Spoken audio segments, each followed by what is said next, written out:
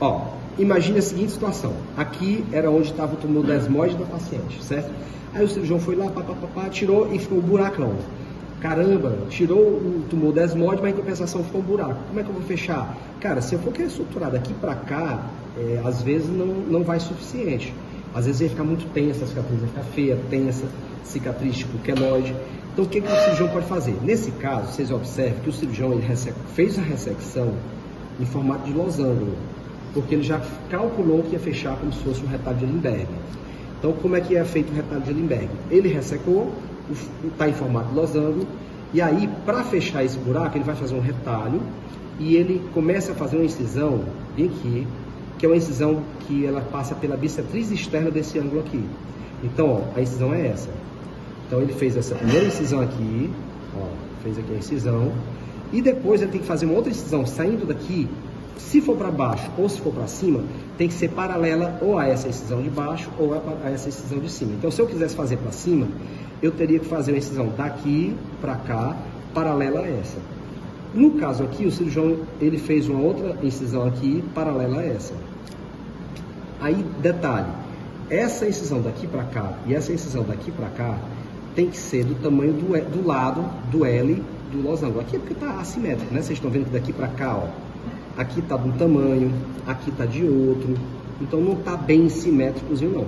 Se fosse para fazer mais bem feito, você tem que medir para ficar um losangozinho bem perfeito. A incisão daqui para cá tem que ser igual a daqui para cá, tem que ser igual daqui para cá, o mesmo tamanho. Tá, depois que foi feita a incisão da bissetriz externa e uma paralela a essa outra incisão, aí o cirurgião vai lá e ele tem que fazer com que isso aqui fique solto. Então, como é que ele vai fazer? Ele vai fazer com que esse flap, ou esse retalho, fique soltinho. Então, ele vai soltando, soltando, soltando. Aqui, inclusive, ele nem soltou, ó. Deixa eu ajeitar. Então, ó, ele tem que soltar isso aqui.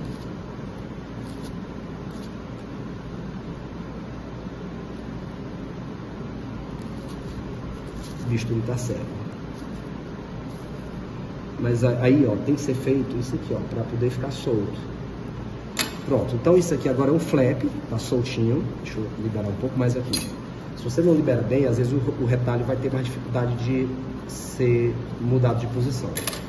Então, ó, tá aqui, ó, feito o corte, aí a gente solta. Agora isso aqui vai fazer uma rotação e vem pra cá. Eita, professor, ficou um buraco aqui. Não, fica não, porque isso aqui, essa ponta aqui, vem pra cá. Então fecha. Entendeu? Então, e não ficou tão simétrico porque, ó, tu vê que esse corte daqui para cá é menor do que esse daqui para cá. Então acabou que, como o losango inicialmente ficou assimétrico, acabou que ficou um pouco assimétrico aqui também. Mas se você for fazer um retalho de Lindbergh e fizer tudo traçado para ficar simétrico, todas as incisões do mesmo tamanho, isso aqui fica tudo bem flechinho, bem fechado. Então, ó, era assim, um buracão fechado, aí você fecha com a rotação de um retalho aqui. Então esse é um retalho chamado retalho de Lindbergh. Ó. Aí se você fosse fazer esse retalho, por onde começava? Claro, depois das incisões, aí você tem que montar o retalho. Aí aquela história que eu falei para você, dar primeiro os pontos cardeais. Então primeiro tu vai dar um ponto daqui para cá. Depois você dá um ponto, por exemplo, daqui para cá. Aí você dá um ponto daqui para cá, nos ângulos, principalmente nos ângulos. Aí, depois que você tiver dado os pontos cardeais, aí você depois dá mais uns 3 pontos aqui, mais uns 3 aqui, tá entendendo? Então aí você finaliza.